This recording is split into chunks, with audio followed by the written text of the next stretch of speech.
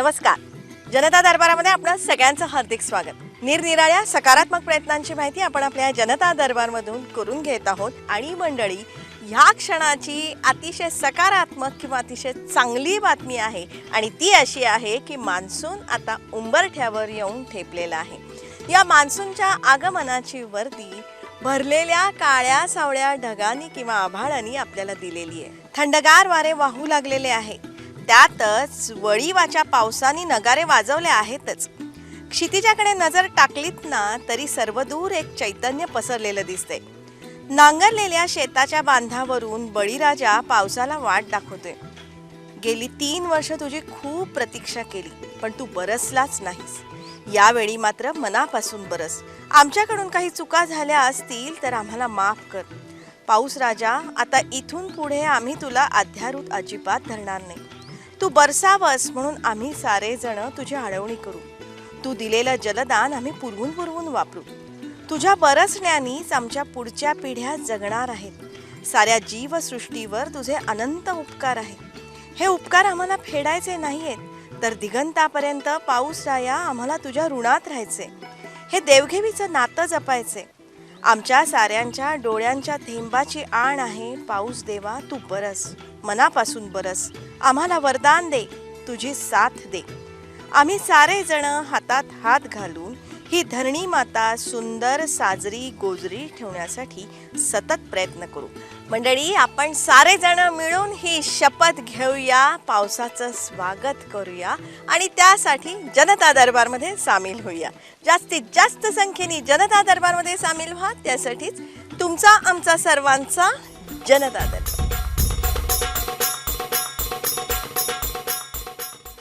जनता दरबारमधला आपला आजचा विषय खूप चांगला आहे. तुम्हाला सगळ्यांना अतिशय आवडेल असाच आहे. मंडळी, आज आपण जलयुक्त शिवार अभियानाच्या कामाचा राज्यभरातला आढावा घेणार आहोत. मंडळी, जवळपास गेल्या 1.5 वर्षामध्ये आपल्या राज्यामध्ये जलयुक्त शिवार अभियानाअंतर्गत 2 लाख कामं पूर्ण झालेली आहेत. आणि अधूनमधून पडणाऱ्या पावसामुळे इथे फायदाही झालेला आहे. या बांधकामांमध्ये पाणी साठा झालेला आहे. त्यामुळे विहिरी असतील, बोर असतील, या सगळ्याला पाणी आलेलं आहे. त्यातून त्या गावांच्या पिण्याच्या पाण्याचा प्रश्न सुटलेला आहे. बऱ्याच ठिकाणी दुबार तिकबार पिकंही घेतली गेली. शेतकऱ्यांच्या उत्पन्नामध्ये खूप वाढ झालेली. जमीन ओलिताखाली आली. त्याचबरोबर शेतकरी वर्गानं आपणहून पिकांमध्ये बदल केलेले आपण पाहिले. ऊसाचा सोस अनेकांनी घालवला. इतर पिकं घेऊन बरंच उत्पन्न कमवलं. त्याचबरोबर आहे त्या पाण्याच्या वापराबाबतही फार मोठी जागरूकता आपल्याला दिसून आली. तुषार सिंचन, ठिबक सिंचन सर्व दूर दिसू लागलेलं आहे. अगदी वाया गेलेल्या बाटल्यांचंही स्प्रिंकलर शेतकऱ्यांनी तयार केलेलं आपण जनता दरबारमधून बघितलेलं आहे. आपल्याकडे पावसामध्ये खंड पडतो. अशा वेळी संरक्षित पाण्यासाठी राज्यभर अनेकांनी शेततळी घेतली आणि त्यासाठी मागेल त्याला शेततळं ही योजना जाहीर झाली. त्याचाही लाभ राज्यभर शेतकऱ्यांनी घेतला. जलयुक्तमध्ये शेताला बांधबंदिस्तीची कामं मोठ्या प्रमाणावर झालेली आपल्याला दिसली. त्यामुळे शेतातली माती शेतातच राहते. शेतातलं पाणी तिथेच मुरतं. जमिनीत ओलावा, आर्द्रता टिकून राहते. मातीचा कसही टिकतो. डोंगरावरती सीसीटी, डीप सीसीटीचं कामही राज्यभरामध्ये मोठ्या प्रमाणावर झालंय. ज्यामुळे डोंगरामध्ये आता पाणी मुरेल, मातीही तिथेच राहील, जनावरांनाही पाणी उपलब्ध होईल. मंडळी, अनेक ठिकाणी सीसीटी किंवा डीप सीसीटी मध्ये वृक्ष लागवड केलेलीही आपण जनता दरबारच्या माध्यमातून बघितलेली आहे.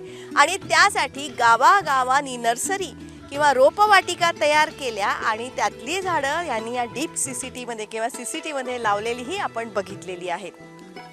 आणि यासाठी मजुरी किंवा निधी मनरेगा किंवा इतर योजनांमधून त्यांनी मिळवलेला आहे. ओढे, नाले खोलीकरण, सरळीकरणाची खूप कामं झाली आहेत आणि त्यामुळे त्या जवळपासच्या विहिरींना पाझर फुटलेले आपण बघितले. त्याचबरोबर पाझर तलावांमधलाही गाळ मोठ्या प्रमाणावरती काढण्यात आला. हा सगळा गाळ होता ना, हा खूप सुपीक होता, वर्षानुवर्षाचा होता. तोही शेतकऱ्यांनी जमिनीवर पसरला. 4-4, 5-5 फूट जाडीचे हे थर त्यांनी पसरले. त्यातून जमिनी सुपीक झाल्या. राज्यभरामध्ये अनेक छोट्या मोठ्या नद्या गाळांनी भरलेल्या होत्या. त्यातला गाळ काढला आणि त्यातून अनेक नद्या अल्पशा पावसामुळेही दुथडी भरून वाहिलेल्या आपण जनता दरबारमधून बघितलेल्या आहेत. त्याचबरोबर निरनिराळे बंधारे असतील, कोल्हापूर बंधारे असतील, साखळी सिमेंट नाला बंधारे असतील, सगळं राज्यभर आपल्याला दिसायला लागलेलं आहे. थोडक्यात जलसंधारण करताना क्षेत्र उपचार पद्धतीनं जलयुक्त शिवारमधली कामं उभी राहिली.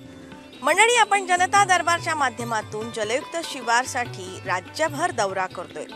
त्या जिल्ह्यातली कामं आपण त्या ठिकाणी जाऊन बघितलेली आहेत, तपासलेली आहेत. एवढ्या मोठ्या प्रमाणावर कामं उभी करत असताना त्या कामांचा दर्जाही उत्तम असलेला आपण बघितलेला आहे आणि ही कौतुकास्पद घटना आहे. आणि ह्या मागचं कारण जलसंधारण विभागाचे सचिव प्रभाकर देशमुख सरांनी आम्हाला सांगितलं. कामाची संख्या खूप मोठी आहे. 1,75,000पेक्षा अधिक कामं वेगवेगळ्या भागामध्ये होत आहेत आणि कामाची संख्या पाहिल्यानंतर यापूर्वीचा आमचा जलसंधारणाचा जो अनुभव होता तो विचारात घेतल्यानंतर काही ठिकाणी तक्रारी आल्या आहेत किंवा काही ठिकाणी कामाच्या गुणवत्तेबद्दलही प्रश्नचिन्ह निर्माण झालेले आहेत. पण आम्ही ह्या तक्रारीची एकूण ज्यावेळेला शहानिशा केली त्यावेळेला ह्या तक्रारीचं प्रमाण अत्यंत कमी आहे असं चित्र पाहायला मिळतं आहे. त्याला प्रमुख कारण आहे की गावातल्या लोकांनी हे कामं सुरू असताना त्यामध्ये लक्ष घातलं आहे. ज्या ठिकाणी बंधारे होत आहेत, ज्या ठिकाणी पाणलोटची कामं होत आहेत, तिथं गावातले तरुण मंडळी सगळे जाऊन उभा राहत आहेत. ते काम नीट गुणवत्तेचं होतं आहे का नाही ते पाहत आहेत. मला वाटतं की ही मोठी उपलब्धी या जलयुक्त शिवार अभियानची आहे. आता येणाऱ्या पावसाला अडवण्यासाठी किंवा मुरवण्यासाठी सारे जण सजग झालेले आहेत. त्यातूनच मंडळी, जलयुक्त शिवार अभियानाच्या ह्या कामांसाठी सारी लोकशक्ती एकत्र आलेली आपण बघितलेलं आहे. लोकशक्तीचं महात्म्य आपण नेहमी सांगत असतो, पण इथे ते आपल्याला दिसलेलं आहे.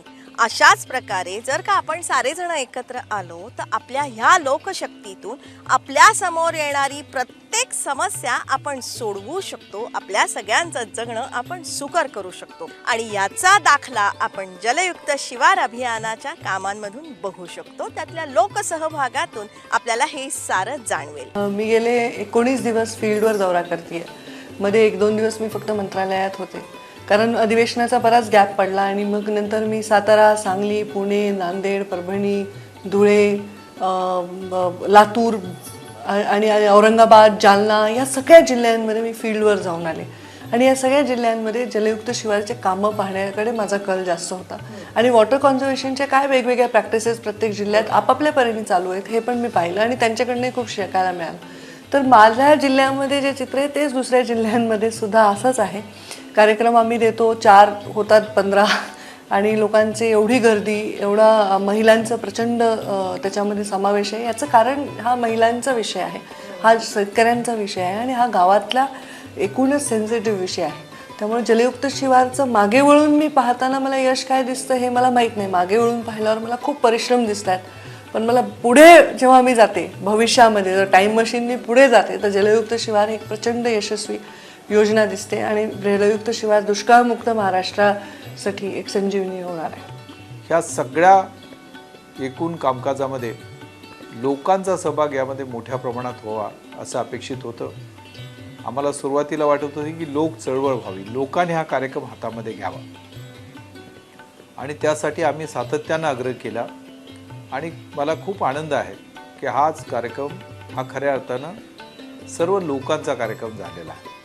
यामध्ये सर्व गावातले लोक सगळे मतभेद विसरून, सगळे पक्ष विसरून या कार्यक्रमामध्ये सहभागी झालेत. लोकांना जाणवू लागलं आहे की खऱ्या अर्थानं आपल्याला कायमस्वरूपी उपाययोजना करायची असेल तर गावातला पिण्याच्या पाण्याचा प्रश्न सोडवला पाहिजे. शाश्वत पाण्याची त्या ठिकाणी उपलब्धता करून द्यायला पाहिजे आणि हे संरक्षित पाणी आपल्याला सिंचनाची सोय उपलब्ध करून देणं अपेक्षित आहे. मंडळी, 5 डिसेंबर 2014 या दिवशी जलयुक्त शिवार अभियानाबाबतचा जियात किंवा शासन निर्णय अंमलात आला. मुख्यमंत्री महोदयांनी याला खूप प्राधान्य दिलं की कायमचा ह्याच्यावरती उपाय आपल्याला कशा पद्धतीनं काढता येईल आणि आम्ही वॉटर बजेटच्या माध्यमातून प्रत्येक गावामध्ये लागणारं पाणी पिण्यासाठी, जनावरांसाठी, शेतीसाठी लागणाऱ्या पाण्याचे एक आराखडा मांडला, ताळेबंद मांडला आणि ताळेबंदाच्या माध्यमातून आज जे पाणी अडवलं जात आहे आणि जे पाणी आणखी अडवायची गरज आहे हा ताळेबंद गावाच्या समोर मांडला, ग्रामसभेमध्ये मांडला. ग्रामसभेने त्या गावामध्ये कोणती कामं करायची आहे याची निश्चिती केली. शिवार भेट झाली आणि मग गावाचा आराखडा प्रत्यक्ष अंमलबजावणी करण्यासाठी जिल्हाधिकाऱ्यांना पूर्ण अधिकार देण्यात आले. या 1.5 वर्षामध्ये राज्यभरामध्ये जलयुक्त शिवार अभियानाअंतर्गत प्रचंड काम उभं राहिलेलं आहे. आज आम्ही आढावा घेतला तर पहिल्या टप्प्यामध्ये जवळपास 4500 गावं जलयुक्त होतील, पाण्यासाठी स्वयंपूर्ण होतील असं पहिल्या टप्प्यामध्ये सर्वसाधारण चित्र आम्हाला पाहायला मिळते. जी 15-16 मधली गावं आहेत, जी 5,000 गावं आपल्याला पाण्यासाठी स्वयंपूर्ण करायची आहे, त्या गावांना ती कामं करण्यासाठी जून अखेरपर्यंत आम्ही मुदत दिलेली आहे. आणि ह्या जून अखेरपर्यंत जे पाणी साठणार आहे त्या पाण्याचं मोजमाप करायचं आणि संरक्षित पाण्याची सुविधा किती आपल्याला त्या गावात निर्माण करून देता येईल असं त्या ठिकाणी प्रयत्न करायचा आम्ही निर्णय घेतलेला आहे. आणि याबरोबरच ह्या जून महिन्यामध्ये प्रत्येक गावामध्ये वृक्ष लागवडचा कार्यक्रम मोठ्या प्रमाणात घ्यायचा निर्णय शासनाने घेतला आहे. जलयुक्त शिवार गावामध्ये किमान प्रत्येक गावात कमीत कमी 5,000 झाडं लावावीत असा शासनानं निर्णय घेतला. सर्व त्या गावातल्या लोकांना, जिल्हाधिकाऱ्यांना कळवलं आणि गावागावामध्ये आज खड्डे काढायचा, त्या ठिकाणी जी CCT झाली आहे त्या CCTच्या ठिकाणी झाडं लावायचा कार्यक्रम मोठ्या प्रमाणात घ्यायचं लोकांनी नियोजन केले. या अभियानासाठी निधीची कमतरता कधीही भासू दिली नाही. शासनाने 2,000 कोटी गेल्या वर्षी विशेष निधी गॅप फंडिंगसाठी उपलब्ध करून दिला आहे. आता या 16-17 या वर्षश्री निवडलेल्या गावांसाठी सुद्धा देखील आता आम्ही 600 कोटी दिले आहेत आणि अजूनसुद्धा 750 कोटी आता देण्याचा आजच निर्णय झाला आहे. असं पुढे देखील अजून उरलेले 700 कोटी आम्ही देणार आहोत. म्हणजेच मंडळी, हे सगळं काम उभं करण्यासाठी अगदी शेतावाड्यांमध्ये, गावावस्त्यांमध्ये, डोंगरांमध्ये ही सारी यंत्रणा कार्यरत होतीच, पण त्याचबरोबर कार्यालयीन यंत्रणा सुद्धा 24 तास या अभियानासाठी मेहनत घेत होती. आणि यासाठी आम्ही बराच या वर्षभरामध्ये उशिरा थांबून आणि गरज पडल्यास सुट्टी या दिवशीसुद्धा येऊन बरंचसं आम्ही काम आटोक्यात आणलं. या कार्यक्रमात प्रथमच असं लोकांचा सहभाग फार मोठ्या प्रमाणात असल्याचं दिसून आलेलं आहे. लोकांनी हा त्यांचा स्वतःचा कार्यक्रम, एक लोक चळवळ निर्माण केलेली आहे या कार्यक्रमाच्या. त्यांनी बरीच स्वतः त्याची इन्व्हॉल्वमेंट झालेली आहे लोकांची. आणि असा फार रेअरली कार्यक्रम बघायला मिळतो की ज्याच्यामध्ये एवढी लोक स्वतःच इन्व्हॉल्व होऊन कामं करत आहेत.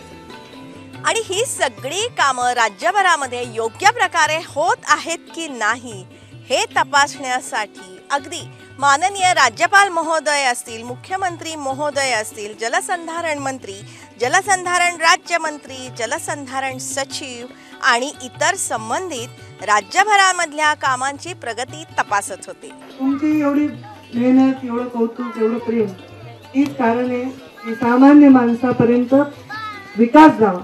मुंडे साहेबांचं स्वप्न होतं या डोंगरामध्ये तलाव बनवले तर ऊसतोड कामगारांना ऊसाचं मालक बनवायचं. आज मला वाटतं गाडी तांड्याच्या माध्यमातून हे स्वप्न पूर्ण होताना दिसतंय. ऊसाचं नाही, पण तुम्ही आता आंब्याचं, लिंबाचं, आवळ्याचं मालक होणार आहे. तुम्ही इथे भरपूर वृक्ष लागवड करणार आहात. मंडळी, एकापेक्षा एक सरस कामं या अभियानाअंतर्गत उभी राहत आहेत आणि हे आपण जनता दरबारच्या माध्यमातून बघितलेलं आहे. तेव्हा मंडळी, आता गाव असेल, तालुका असेल, जिल्हा असेल किंवा विभागीय पातळीवरती ज्यांनी उत्कृष्ट काम केलेलं आहे ना, ह्या साऱ्यांना राज्य सरकार